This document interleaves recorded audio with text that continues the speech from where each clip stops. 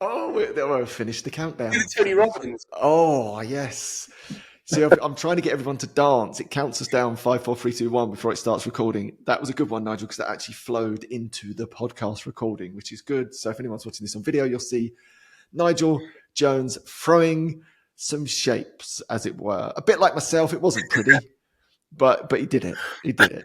He got there in the end. All right. So, firstly, thank you for joining me in these sort of short blast podcasts, where really it's just an opportunity for me to showcase some of the brilliant coaches that I've trained and worked with, and also share their stories, because their stories are unbelievable. You know, I think we all have this hero's journey that's brought us to this point of wanting to contribute and give back in many ways. So I thought we'd start there with you, Nigel. I don't know if you can share your hero's adventure that's brought you to this point. Yeah, thanks for having me on the show. It's great. I haven't seen you for a while, so it's great. It's great to sort of see you again. Yeah, my alcohol-free journey started like over almost 1,200 days ago. So it's just seems like a age away now. But it's just so great, just living this one precious life, as a famous author once said. Just when you don't drink, you just really experience the benefits of going alcohol free and everything it brings to you.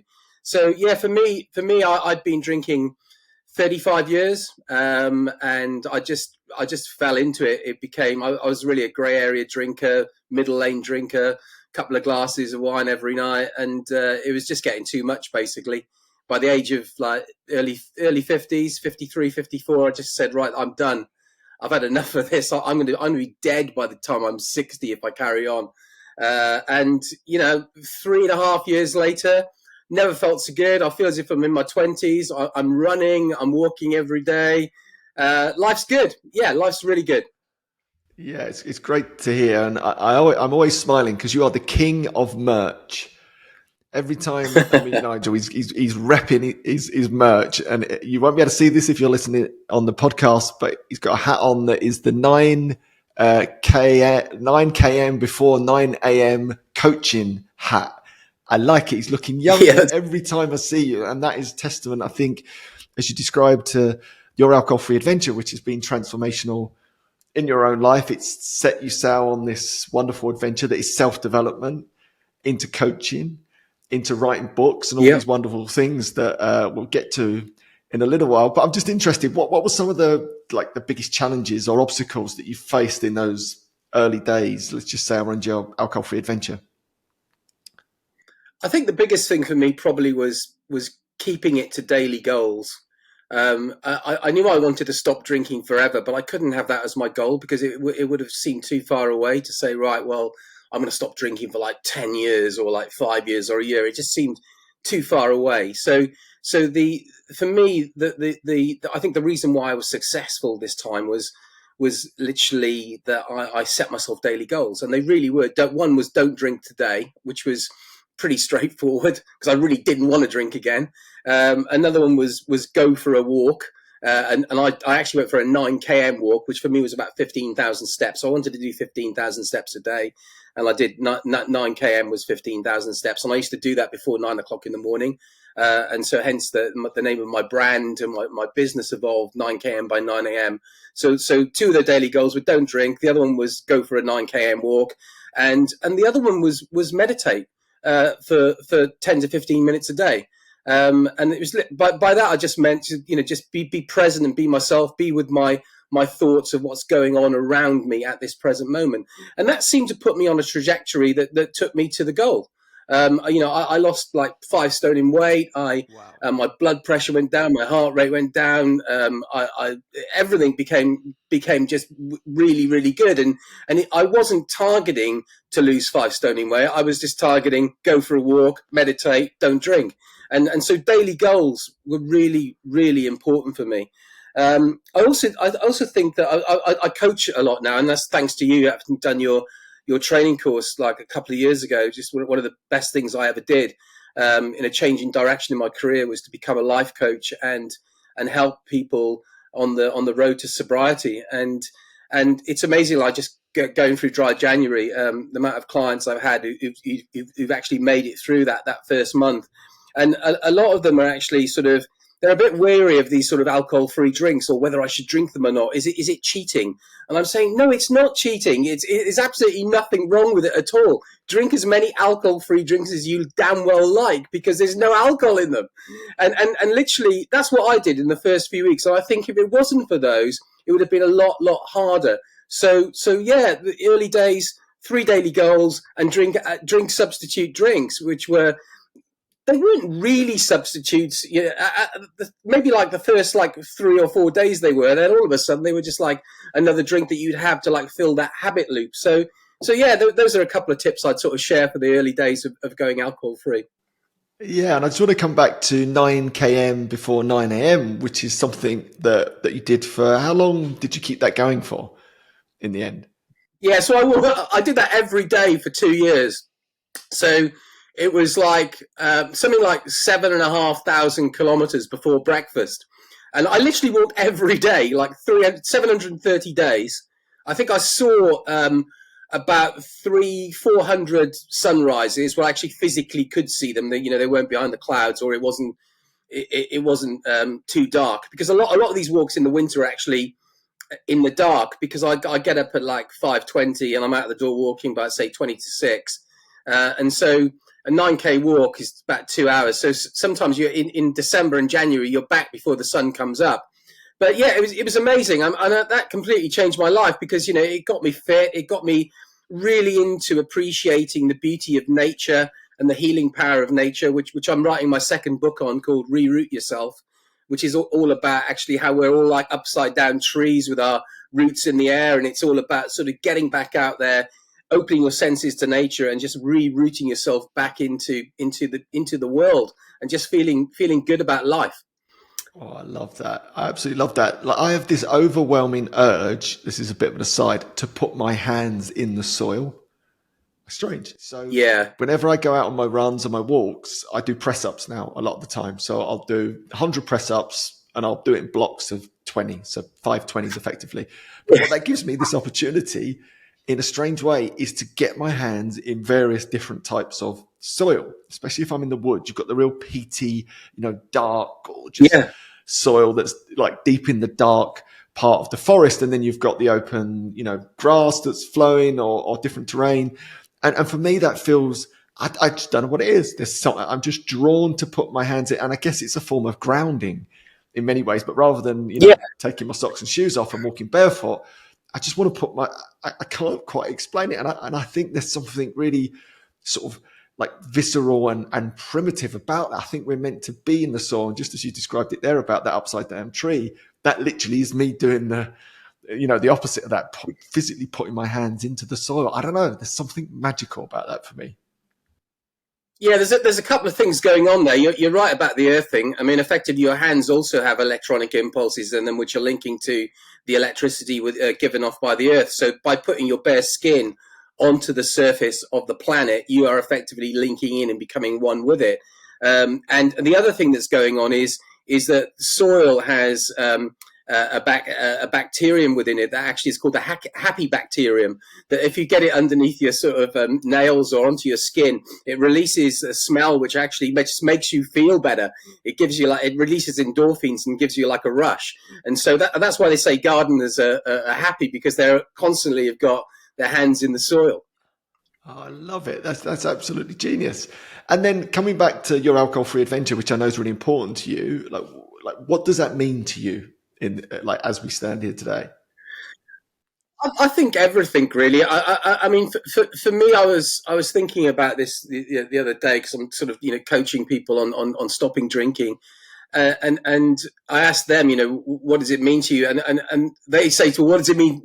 You go first, and I think the one word that sums it up for me is freedom, and it really is freeing. By you take these sort of invisible chains off yourself when you stop drinking, because my life, and I think a lot of people I meet on these coaching journeys, they're just tied into booze. I mean, it's become normalized in our society, that if you go out for a walk, it ends up at a pub. Or if you're celebrating something, you have a drink. If someone dies, you have a drink. If someone's born, you have a drink. If someone gets married, you have a drink. There's always a drink somewhere. And that's no control on your part. I mean, basically, you're being controlled by booze, and it's almost like life is just happening to you. You're not actually creating your life for yourself. And I think for me, when I stopped drinking, these invisible chains just fell off me, and I became free, and I'm free to do what I want. Free to get in my car and go for a drive at 11 o'clock in the night. Which I never used to be able to do that before because I was probably had too many drinks. But it's just loads and loads of things. It almost like weaves its way into everything. The freedom aspect is like, someone's opened the door of the prison and now you can just leave. And so that's what it really means to me, I think, if I had to sum it up into one word. Yeah, that sort of freeing of the chains. I really enjoyed that metaphor. I think that's so true, isn't it? It's like, I was likening it to kryptonite in your backpack that suddenly you remove and the world feels a little bit different. You feel like Superman or Superwoman again. And then on that note, tell us a bit about your book, which I loved, by the way, which I have a copy, a signed copy, Walking Back to Happiness. Tell us about that. Yeah, so I wrote "Walking Back to Happiness" during the first year of going alcohol free, and it really for me was like my diary of what I was going through in those first 365 days. So it's really a hero's journey, to coin the old phrase. I literally left Kansas, which was the drinking me, and I crossed the bridge and I went into the alcohol free world. And there I actually fought my dragons. I slayed them. I had came up against loads of challenges and obstacles. Everything you faced in those first days, weeks, months of putting the booze to the side. And then once I'd conquered it and discovered the secret of how to do it, I came back to this world, and now I'm sort of spreading the word of the beauty of life being alcohol free. And so it very, very really is an alcohol, a hero's journey. And it's split into 6 sections. And so it's easy to understand because it's all about day 1, week 1, month 1, the first quarter, and everything that just happens to you during that time. It's all about sort of values, beliefs, finding your purpose, setting goals. And really what it's not about is the old-fashioned way people try to stop drinking is through willpower, which really does not work. This is all about saying that, the reason why I believe alcohol is good for me is just a belief, and it's just a false, horrible, limiting belief, which is a label so many people put on themselves. And the book is all about discovering the fact that you can change. All you have to do is realize that what you're doing is just a horrible belief that you've had for many years that you just got to get rid of. And I show you how you can do that, basically. Oh, I love it. And great coaching is always coaching at the level of beliefs, which yes. Rather than looking at the actions and the behavior, it's like what's going on at the level of belief, which you describe so brilliantly there, which the book does. And I know you do as a coach. And I'm just interested to know as well, like that hero's journey that we talk about, that Joseph Campbell's hero's journey. I talk about the arete way, this pathway to your arete, this beautiful ancient Greek word to fulfill your potential, your purpose, and achieve excellence. And I really feel there's 3 distinct parts to that. Very often there is that moment that forces you onto the journey. And in our case, I think for both of us, it was our relationship with alcohol that caused us to step into this unknown land. And then we had to fight all those dragons and demons and really go on a journey of self-development, through learning and new beliefs and new ideas. And then we meet this point, which then manifests for lots of people as coaching, which I believe is that final stage to take you towards your arete for lots of people, because there's a tug to something more. You just get this sense you want to give back and contribute. How did that sort of manifest for you, that sense of, I've got to do something with this? I think it happens really early on because I try to stop drinking thousands of times over say 20, 25 year period from my early 30s through to my early 50s, and I'd always got it wrong because I just wasn't approaching it from the right perspective. But when I did discover how to do it, and I freed myself from alcohol, something happens to you. It's almost like you become more grateful, you become more compassionate, more empathetic. It's hard to explain. It's not that I wasn't before, but I just became more so. And there's almost this feeling like you've got to tell the world about this great discovery that's just happened to you. And so for me, that manifested itself in writing a book. And then the book really wasn't enough. It was almost like, well, okay, I've got a book and people will buy it and they'll read it. But I really wanted to sort of, get a professional qualification in actually promoting this great message of alcohol freedom out there. Hence doing your coaching course in positive psychology. But then I went a step further and literally did qualified as a neuro-linguistic programming coach. So I specialize in NLP now.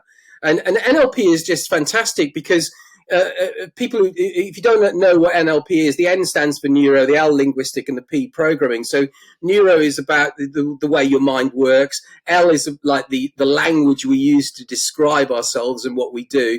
And the P is the programming. And everything you do is a program deep in your unconscious mind. And so the way you brush your teeth, the way you boil an egg, the way you sort of, put your shoes on, the way you pick up a glass of beer or wine, it's all a program that you're following in your unconscious mind. And basically the key to actually getting into this and changing it is realizing that all these unconscious programs have been learned. And so therefore they can be unlearned. And NLP is a great way of tapping into the unconscious mind and actually changing those programs. And so this sort of thing that happens to you as an alcohol-free person is almost like you want to give back. You want to tell the world how great this life is. I've manifested that, or I'm doing that via writing books and coaching, basically. I love it. And I have a massive soft spot for NLP as well. That's where I started my coaching adventure some 12 years ago with the co-founder, John Grinder, who's an incredible guy. Blew my mind. And that is a wonderful compliment, I think, to what we do as coaches and the courses that I run. We cover NLP in there, but to go and get a specialism in it as well, I think just makes your coaching even more well-rounded and robust. And I know you're doing incredible things. So on that note, what advice would you give to someone that's thinking of setting sail on this alcohol-free adventure, for example? I'd say just do it and do it now. The longer you put it off, the more time you're wasting. It is by far the best thing you can ever do. There's this great analogy it's called the domino effect, where it's basically a law of mathematics that if you have a domino that's say 1 centimeter tall, if you push it onto one that's 1.5 centimeters tall or 50% the size of it, it'll push it over. And then that one will push over another domino 50% bigger than it, and so on and so on. So if you start with a domino, which is, say, 5 centimeters tall, by the time you get to the 13th domino, that domino is the size of the Eiffel Tower in Paris. And by the time you get to the 23rd, it's the size of the Empire State Building. And by the time it's like the 30th, it's Everest, and by the time it's 57th, it's the moon. So it actually shows you just by doing one little thing, which for me was stopping drinking, all these other dominoes started to fall over. And I got my moonshot, basically. It takes you on the trajectory to where you want to go.